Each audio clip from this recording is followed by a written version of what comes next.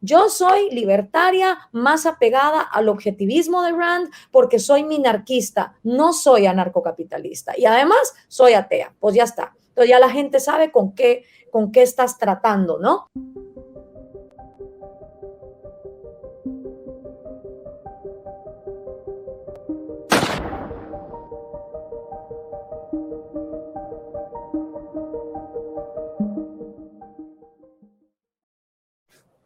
Muy bien, Disparo de Tinta es un programa de la Fundación Federalismo y Libertad. Lo que hacemos en este programa es hablar con autores de libros o artículos y girar la conversación a través de ese trabajo elaborado, que es lo que nos interesa, que es lo que distingue este programa. Vamos a algo que ha sido pensado.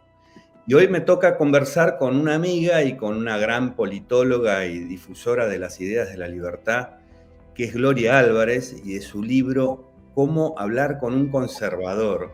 Gloria, bienvenida y muchas gracias por estar con nosotros en Disparo de Tinta.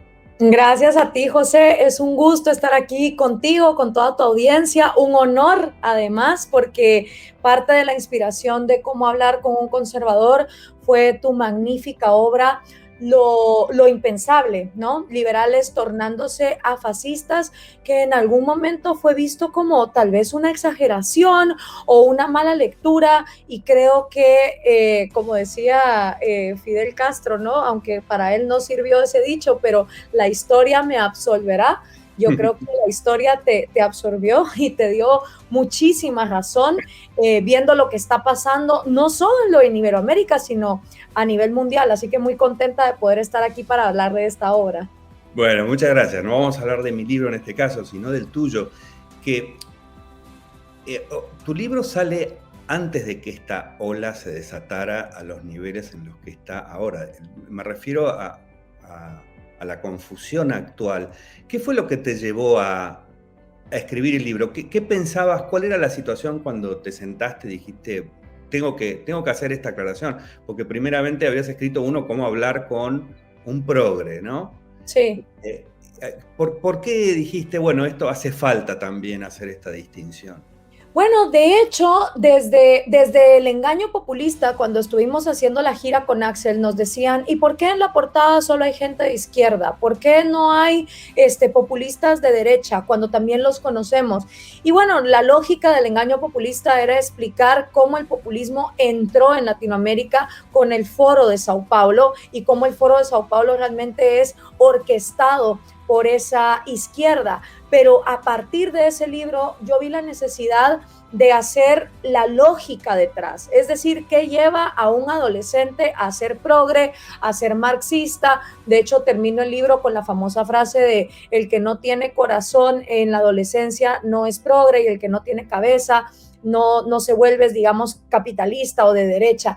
Y ya en las entrevistas, en la Feria del Libro, cuando yo presenté Cómo hablar con un progre, me preguntaban, bueno, pero ¿y qué hay también del otro lado, ¿no? De otras libertades que tú defiendes y con las que muchos progres están de acuerdo. Cuando me hablaban, por ejemplo, de los derechos de la comunidad LGBT, o de que las drogas fueran legales, o que hubiera un marco para la migración mucho más flexibles. Y yo les explicaba que los progres hablan de estos temas, pero su solución siempre es el estatismo, ¿no? Nunca es, digamos, el mercado, que somos todos los individuos trabajando por traer soluciones. Entonces, me acuerdo que estando aquí en España, donde me encuentro ahorita, estaba en un programa de televisión y ahí surgió la idea. De hecho, en plena entrevista de Cómo hablar con un progre, les digo, pues, ¿saben qué? Tienen toda la razón. Yo creo que ahora habrá que hacer la contraparte, que es cómo hablar con un conservador,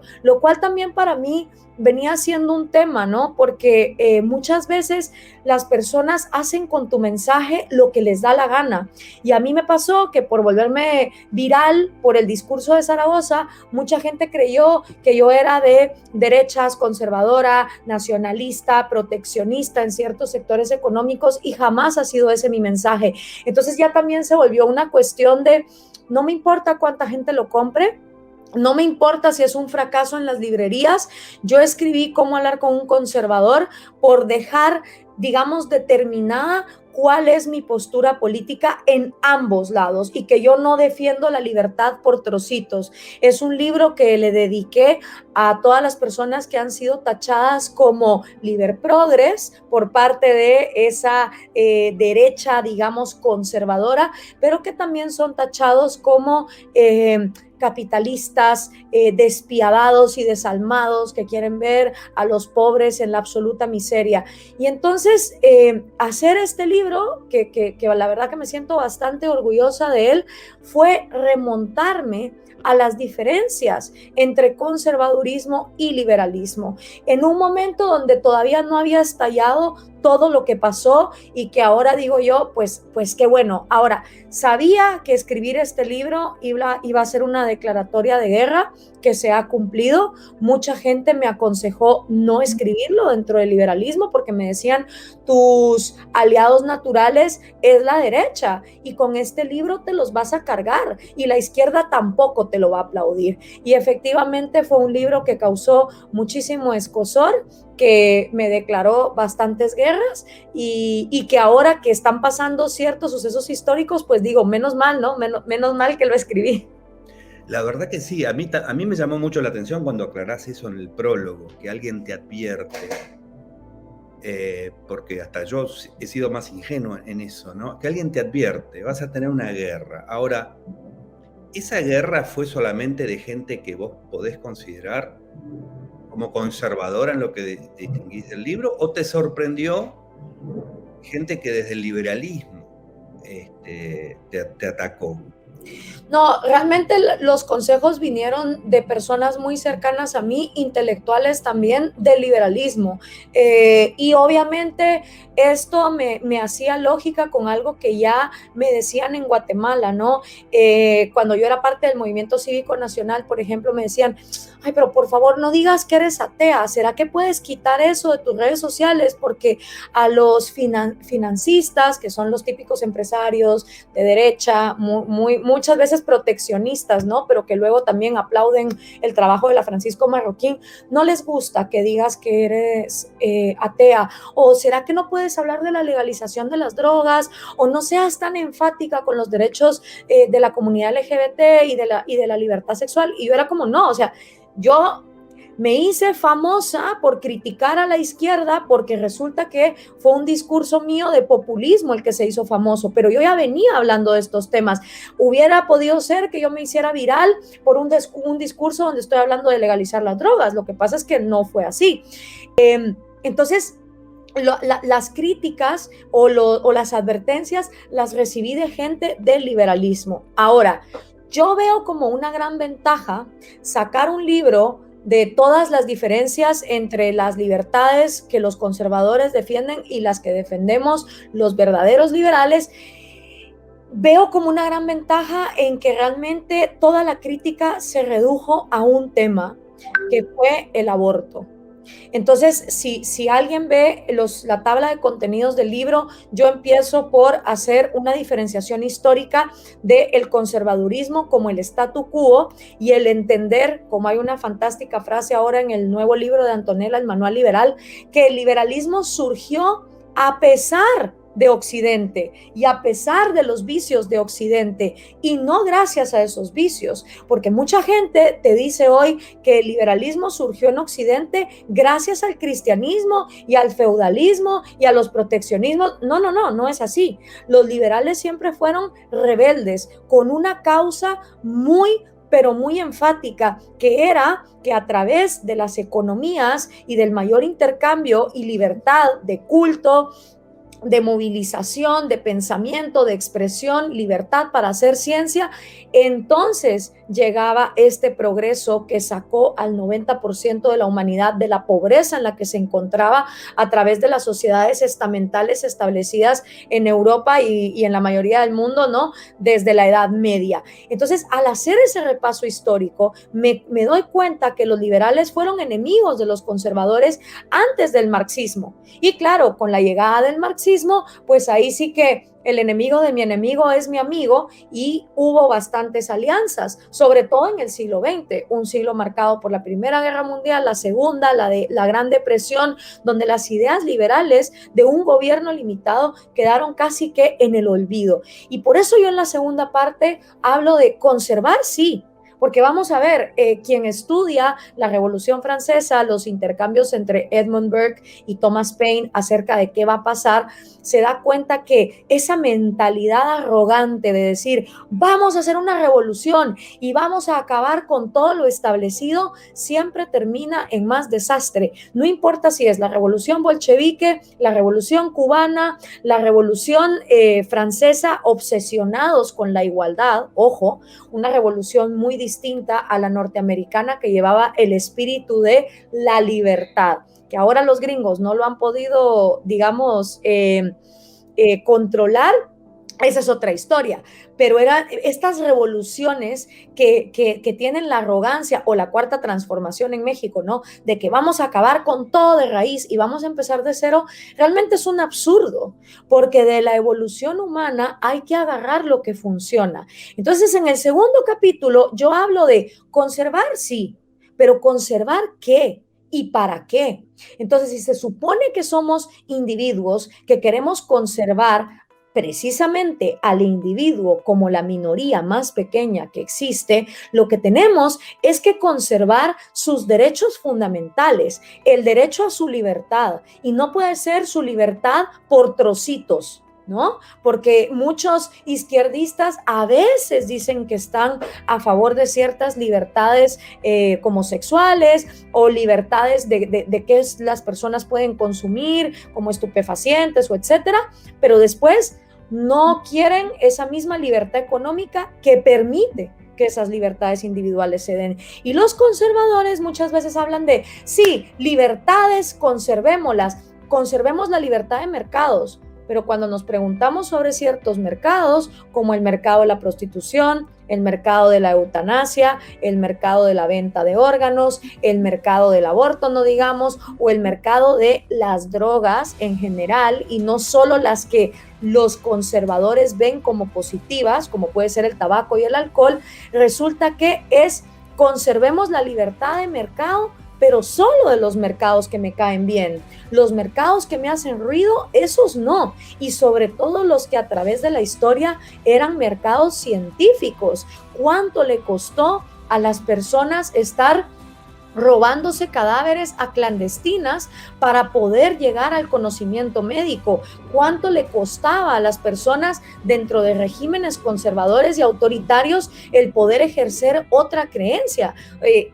Esas son las cosas que yo me pongo a pensar. Si vamos a conservar la libertad, la tenemos que conservar en general, y luego conservar la familia. Pero por supuesto, la familia ha demostrado, sobre todo, por ejemplo, en lugares como América Latina, donde el estado de bienestar es el bienestar del Estado, y ni siquiera existe la pantomima que hay en Europa, la familia viene a ser un gran recurso para darle todo el apoyo psicológico, monetario, educativo, cultural, emocional, tanto a niños como a ancianos. Pero si vamos a conservar la familia, conservémosla en todas sus presentaciones, ¿no?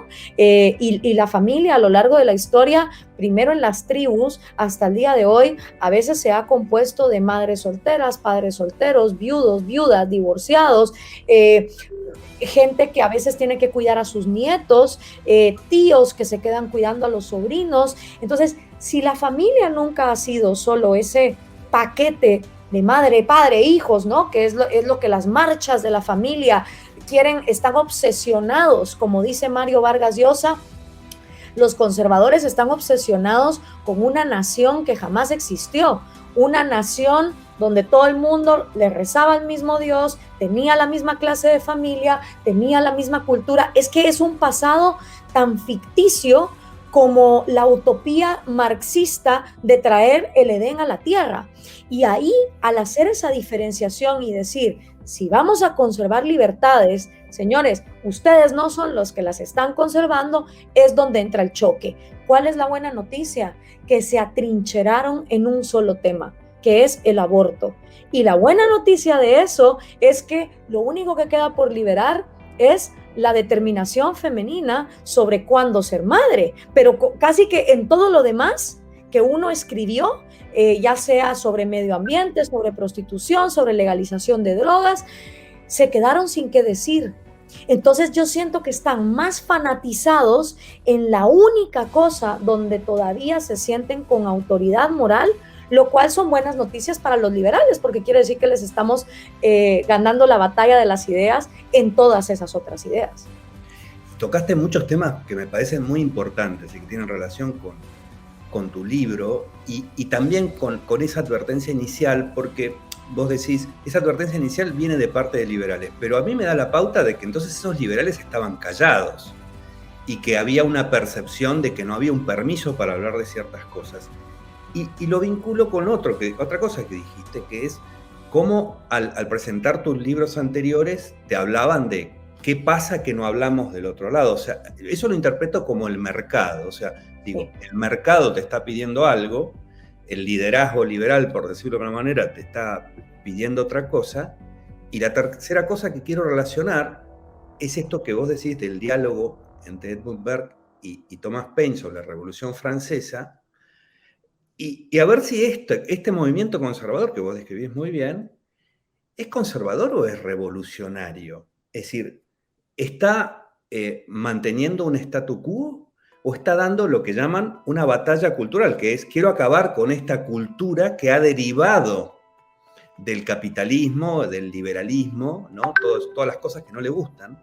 Entonces, yo, por eso incluso a mí me cuesta usar la palabra conservador en este caso, porque me da la sensación de que se parecen mucho más a una revolución francesa, sobre aspecto inclusive más totalizador como es la cultura, ¿no? Tenés todita la razón. O sea, en el momento en el que estamos viendo que estas personas lo que quieren es instalar en nombre de una utopía que nunca existió, algo que corte de raíz la actual cultura, que no les parece, para instalar la suya, son más bien totalitarios revolucionarios, ¿no? Que lo que están es ya no solo impidiendo, como tú dices, esa cultura que generó el capitalismo y que generó la libertad, y que no es una cultura sola, es que es el poder de decidir. Yo lo digo muchas veces en Guatemala, ¿no? Cuando dicen, es que tenemos que preservar la cultura ancestral. Bueno, primero que nada, la cultura indígena y sus trajes típicos no se conciben sin la conquista española. ¿Ok? Son trajes que vienen de la conquista, no son prehispánicos. Entonces, ya por ahí hay un tema en cuál es la cultura que quieres preservar. Pero segundo, es venir y decirle a una niña indígena de 13 años que obligatoriamente, por el color de piel que ostenta, y la etnia que su ADN, digamos, presenta de manera más evidente, ella está condenada a vestirse de una forma y hablar cierta lengua. ¿Por qué? Porque esa niña no va a tener la libertad de que si un lunes se quiere poner un jeans y una camiseta y unas zapatillas deportivas y un martes se quiere vestir con el traje típico indígena, con su huipil y sus chanclas, y el jueves le da ganas de disfrazarse de Madonna, ¿por qué no lo va a poder hacer? O sea, y los mismos que te dicen hay que conservar, luego se quejan de que los progres y los woke anden hablando de racismo cuando ellos también quieren conservar una especie de tradición religiosa con un tipo de familia. Vemos exponentes en este caso diciendo que la mujer estaba mejor en el siglo XII porque había reinas, ¿no? Entonces eso ya es suficiente justificación y pareciera que, como bien dices tú, ellos quieren arrasar con la libertad de culturas, que al fin y al cabo, si hay opciones, depende de cada individuo, cómo quiere decidir vivir su vida sin que nadie más lo someta. Y justo estaba ahorita hablando con un amigo que le digo, es que a ver, a mí me parece bien que las religiones compitan en libertad, pero que compitan en el mercado de las ideas. Yo con lo que no estoy de acuerdo es que venimos arrastrando sistemas religiosos que son los que los conservadores, digamos, se agarran para hacer sus cruzadas y sus revoluciones, Y cuando vos vas a ver estas instituciones religiosas, no han llegado al siglo XXI por el orden espontáneo de Hayek o por una competencia en la libertad de las ideas. Han llegado a punta de imperios, de estatismos, de mercantilismos y totalitarismos que los han mantenido fuera de el mercado en todo sentido. No pagan impuestos, tienen tierra solo porque sí, y durante siglos eran por ley la única creencia que se podía, digamos, difundir. Entonces, eso de libertad, perdóname, no tiene nada. Ahora, si en libertad de condiciones cada cual quiere, digamos, defender que su creencia es la verdadera, allá cada cual. Pero eso de lo que tú hablas, de imponer por la violencia, eso parece más un revolucionario de esos que quieren aniquilar todo para imponer su modo de vida. Que además uno dice, ¿y cuál sería, no? O sea, ellos no hacen libros explicándonos cuál sería ese paraíso conservador. Ojalá los hicieran. Ellos lo único que hacen es estar en constante ataque, ya no solo de las ideas socialistas, sino de cualquiera que se atreva a defender la libertad. Claro, eso es un proceso que viene después, que inclusive vos lo sufriste mucho, el ataque moral, el intento, te diría, inclusive de asesinato moral, que es un concepto que algunos sí han descrito que se utiliza en Cuba, ¿no? El asesinato de la reputación. Esto se hace. Por eso a mí me resulta un poco difícil utilizar en sí la palabra conservador en este caso. Ahora, habría que pensar, y me gustaría que me dijeras, bueno, ¿cómo hablar con un conservador que tiene esas posturas y que además no las explicita, como decís? No hay un libro de habría que vivir así. Hay una oposición a los que dicen que cada uno vive como quiera, pero no hay un libro que diga, porque además es difícil porque los personajes tampoco responden al ideal que se supone que están difundiendo. ¿Cómo hablarle a un liberal que está siendo atado o le tiene miedo a este movimiento conservador también? Pues mira, yo lo primero que hago es la distinción entre que yo me estoy refiriendo a lobos conservadores disfrazados de liberales o de libertarios. Porque si alguien me dice, yo soy conservador, yo soy católico, apostólico y romano, yo creo que la homosexualidad es una enfermedad, yo creo que Occidente, gracias al cristianismo, es superior culturalmente a cualquier otra cultura que se desenvuelva en este mundo, ya sea asiática o africana, pues ¿qué le vamos a hacer?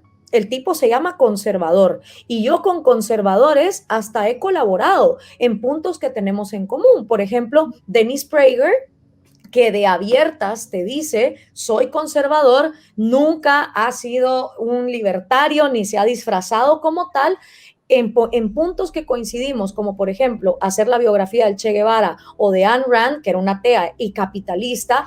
Yo no tengo ningún problema porque tenemos puntos en común, hay respeto, de eso se trata la pluralidad en la sociedad.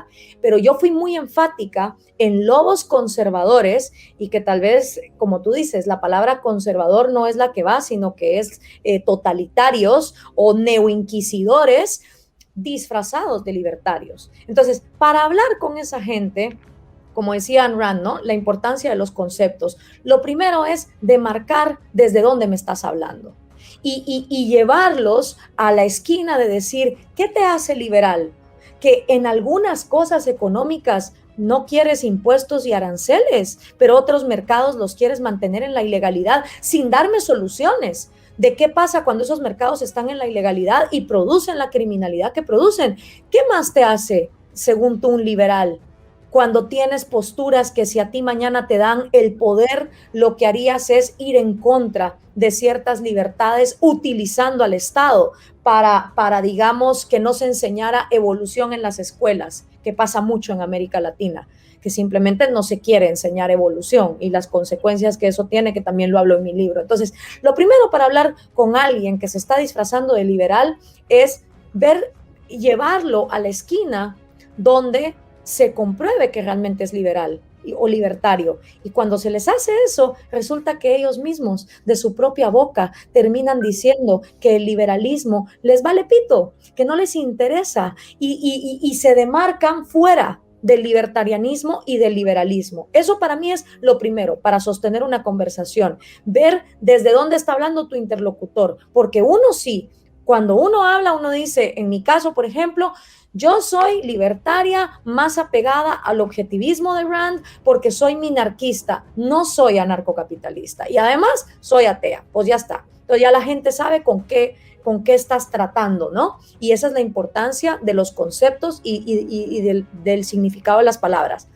Lo segundo es venir y decir, ok, si tú eres conservador y quieres conservar tu modo de vida, te conviene el liberalismo, porque dentro de nuestro modelo caben todos, incluso los comunistas. En un modelo liberal, si un grupo de comunistas quiere montar su granja hippie donde no intercambien con dinero y donde vivan sin propiedad privada, lo pueden hacer, no hay ningún problema. Eso sí, vivan de sus propios recursos, no anden jodiendo a los que quieren ser parte del mercado, que sí quieren Bitcoin o dólares, intercambiar cualquier producto, el poderlo hacer. Y lo mismo los conservadores. En una sociedad liberal, tú puedes montar la iglesia que te dé la gana. Si quieres creer en los monstruos de espagueti dando vueltas por el espacio o en que los unicornios nos gobiernan, tú eres libre de hacerlo, siempre y cuando dejes esa creencia en el ámbito individual y no estés utilizando tus creencias absurdas o sensatas al gusto de cada quien para imponer leyes estatales, ¿ya? Porque ahí es donde entonces vamos a tener un problema, donde utilicemos al Estado para imponer ya sea tus creencias estatistas, el misticismo estatal o el misticismo religioso.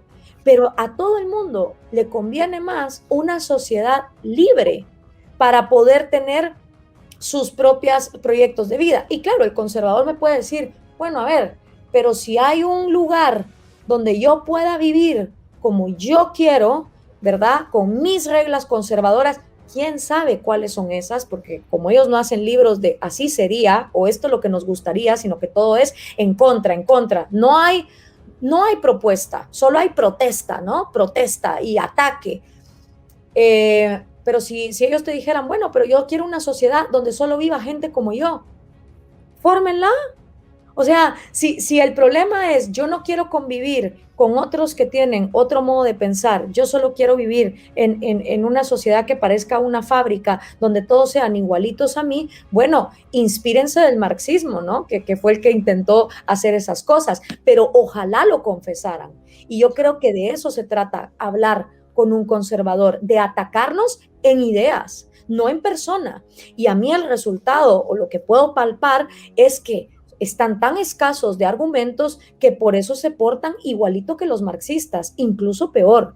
O sea, el ataque personal, la humillación, la defenestración. Yo me consuelo en que pues ahora vivimos en el siglo XXI y las hogueras son cibernéticas, pero es el mismo repudio de cuando se quemaban a las brujas. Entonces, cuando ves eso viniendo de una década donde te han atacado más tradicionalmente los progres, los marxistas, los troll centers del socialismo del siglo XXI, dices, pues algo bien estaremos haciendo, ¿no? Porque por algo se basan tanto en la humillación. Y por eso al final, mi manera de persuadir o de iniciar la conversación en el libro es que les digo, es que es cultura. Y no se trata de marxismo cultural, como dice nuestra amiga Antonella. No hay tal cosa como libertades marxistas, ¿ya? Que parece que es lo que a los conservadores no les gusta, que hay libertades que ellos llaman marxistas. No, es cultura. Y la cultura es el mercado de las ideas y las costumbres y los hábitos y va cambiando con la música, con la tecnología, con la ciencia, con lo que a los jóvenes les va o no les va gustando. No se trata de acapararla y monopolizarla, se trata de que en ese mercado de la cultura todos podamos participar. ¿Por qué es que con la llegada de Internet las voces liberales tenemos espacios como este, que no existían en la televisión tradicional? ¿Por qué un José Venegas hoy puede tener en sus cuentas de redes sociales gente que te llega y te dice, José, qué razón tenías? Ahora lo veo, 10 años después, wow, eras un Nostradamus. Las voces liberales estamos teniendo el auge que no tenían en la televisión, la radio o los medios de comunicación comunes, porque aquí hay un mercado de culturas que por más que los gobiernos lo han tratado digamos, de ahorcar y de mantener rígido, no han podido. Entonces, incluso a esos conservadores les conviene. Ahora, si la alternativa es, no, es que yo no quiero convivir en libertad, yo solo quiero vivir con gente que sea igualita a mí, pues no sé qué te diré, o sea, que traten de formar su propia sociedad, hagan una muralla, como lo hicieron los chinos hace miles de años, y que se integren ahí de esas maneras, ¿no? Claro, parece que esto no les alcanza a estas dos, diste un punto central para mí, porque la izquierda no quiere vivir en un kibutz, está más interesada en atacar al capital del otro.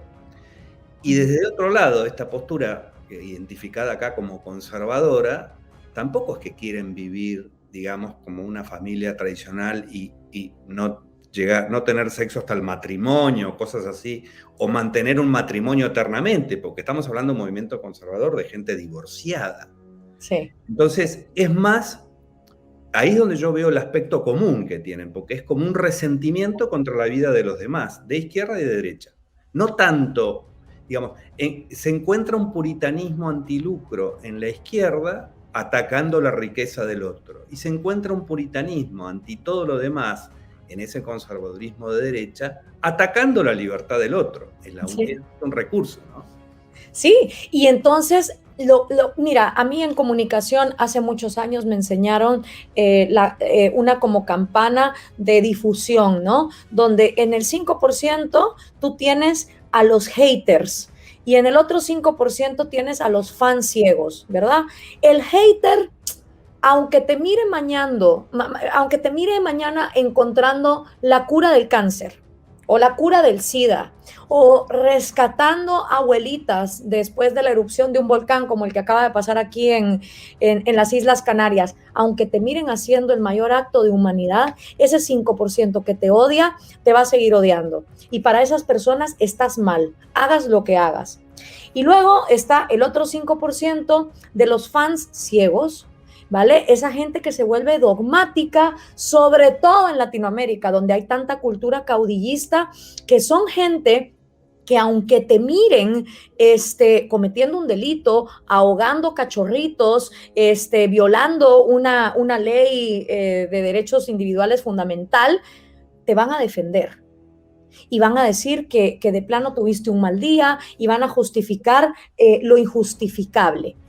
Esos dos extremos son los más ruidosos, sobre todo en las redes sociales, pero no reflejan la realidad del 90% de la población. El 90% de la población se deja llevar en un 40% por un lado y en un 40% por otro, y habrá unos que siempre mantienen su neutralidad. Conforme te acercas a los que más neutrales y analíticos se mantienen, mejor, ¿no? Porque ahí es donde vamos a encontrar el sentido común, la sensatez, que yo no diría que es el menos común de los sentidos, sino que es el menos expresado de los sentidos, porque la gente neutral está viviendo su vida, se está ocupando de estar fuera de las redes, digamos, avanzar en su libertad individual y no se engancha en esos fanatismos. Pero nosotros, como liberales que difundimos las ideas, pues tenemos que, desgraciadamente, encargarnos de esos dos extremos, y no debemos permitir ni que la ceguera de los fans que adulan todo sea lo que mantenga el rumbo y el camino del debate de las ideas, porque entonces obras como la mía no existirían. Yo no hubiera escrito El Conservador. Si yo solo quisiera los aplausos y quedar bien con la gente que ya me gané, pues entonces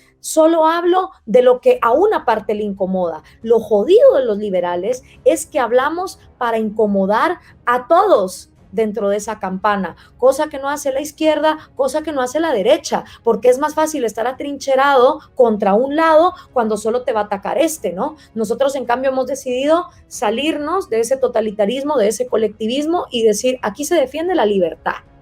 Y aparte, pues históricamente siempre ha sido así. O sea, yo también, como te decía, tengo consuelo cuando miro que vivo en el siglo XXI y que las hogueras son cibernéticas, pero también me consuelo de pensar que los que verdaderamente defendían la libertad a capa y espada tenían enemigos por todas partes, incluso perdían la vida. Entonces esa era la manera de ser libre. Las buenas noticias es que aunque haya fanatismo, aunque se esté desatando lo que se está desatando en Latinoamérica, aunque el Talibán haya vuelto a Afganistán, les van quedando espacios reducidos, mientras la mayoría del planeta se está liberando. Y eso creo que al final nos termina, no tanto por la satisfacción de dar la razón, sino el consuelo de que la gente está viviendo mejor y está viviendo más libre. Es así. Sé, Gloria, que tenés poco tiempo y no te puedo robar más. Sí. Una última pregunta que te haría es, ¿cómo manejás el tema de la terminología? Porque vos decías recién, yo hablo con Prager de una manera, pero Prager, si vos le hablás de la empresa privada, va a estar a favor. Pero el nacionalista católico en la Argentina es el estatista, digamos, ¿no? Y pasa a España y la cosa esa franjista y falangista es diferente. Y usás palabras que en cada país quieren decir cosas distintas. A veces sutilmente, pero radicalmente distintas también. ¿Cómo haces para manejar eso?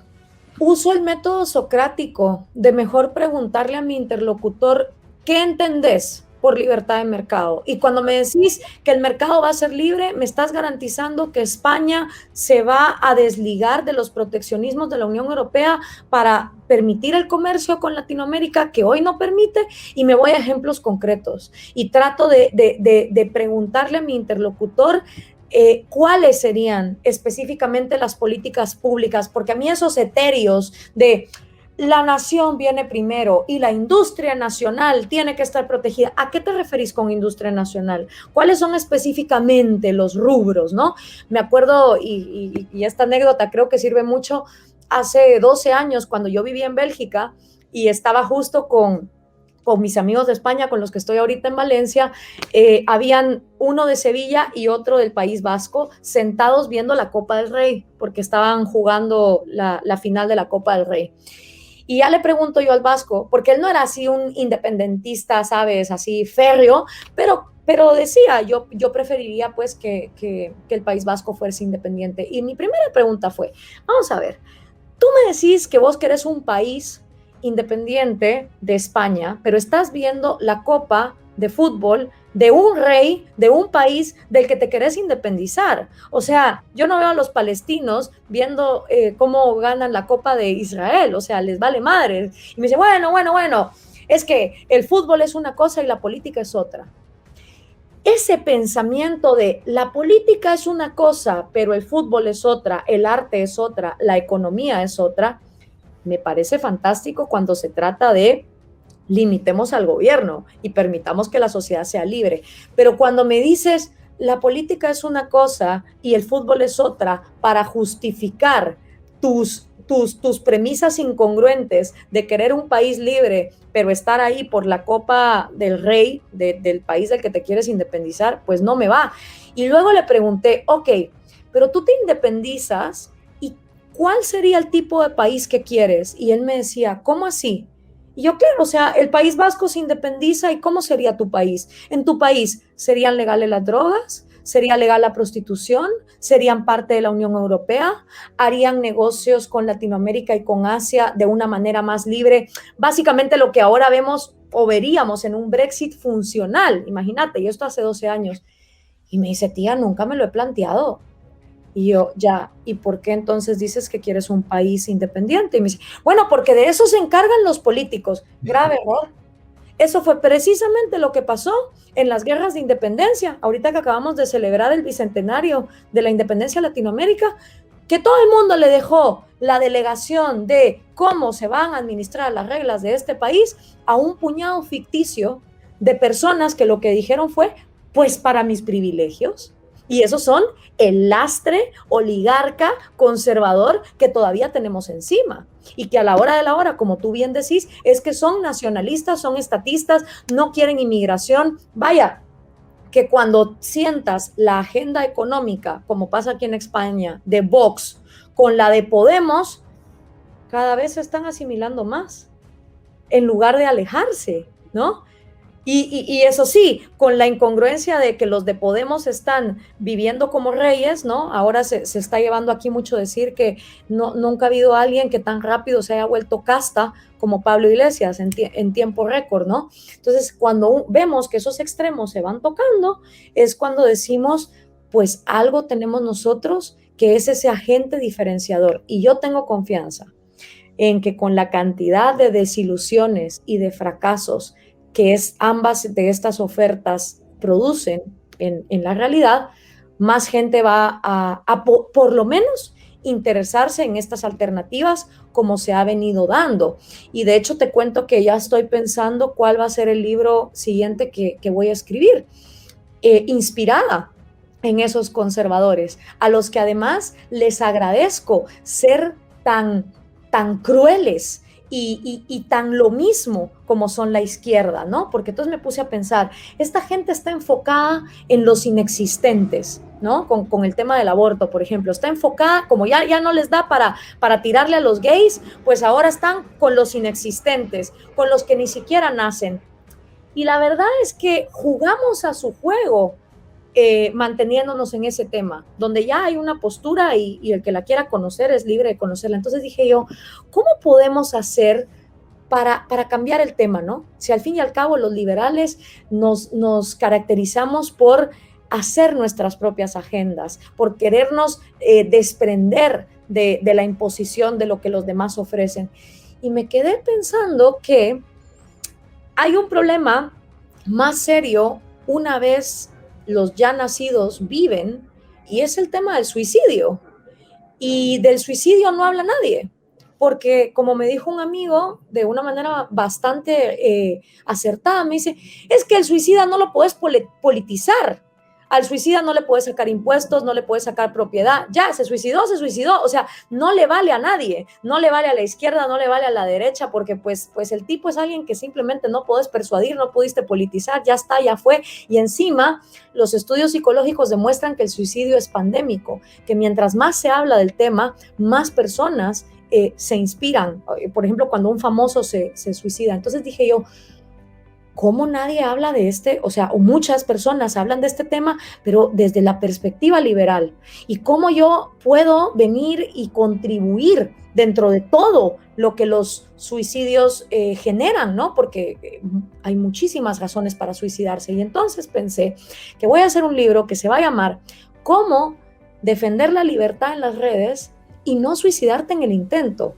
Una década de experiencias obsoletas para el mundo de hoy, porque básicamente cuando yo empecé en redes sociales era un mundo completamente distinto al de hoy en redes, pero dije, puedo contar mi experiencia, puedo contar qué es lo que a mí me ha sido útil para dar esta batalla y para que quede ahí demostrado y cambiar el foco y enfocarnos en los vivos y en los vivos que ya no quieren seguir vivos por voluntad propia, ¿no? Y entonces traer un nuevo tema que ni los conservadores, ni la izquierda, ni nadie está hablando, porque al final, si hay amor propio, si hay autoestima, si hay disfrute por la libertad individual, pues tus ganas de quedarte en esta vida van para arriba. ¿Y quién tiene esa visión del mundo? Pues los liberales. Entonces creo que lo que hay que hacer cada vez que se sienten dueños de un tema y que ya te pudieron defenestrar y acabar contigo, ¡pum!, a otra cosa mariposa, como decimos en Guatemala, y ver entonces cómo vamos avanzando. Porque al final, José, tu trabajo en Lo Impensable, el trabajo de María en Afrodita Desenmascarada, el trabajo de Hayek en ¿Por qué no soy conservador?, el de Ayn Rand en Conservadurismo, un obituario, el de ahora Antonella con el Manual Liberal, yo los veo como ladrillos, ¿no?, que van haciendo una nueva perspectiva para defendernos de una mejor manera de lo que viene.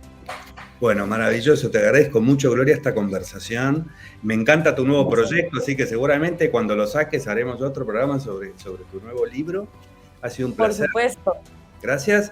y a todos les recomiendo que lean Cómo hablarle a un conservador. Y a ver si sobreviven en el intento como lo ha hecho Gloria, que es una persona muy valiente. Gracias, Gloria. Muchas gracias, José. Muchas gracias, ha sido un gusto estar aquí contigo. Espero nos veamos pronto en Miami. Genial, un beso grande. Chao, chao. Bye.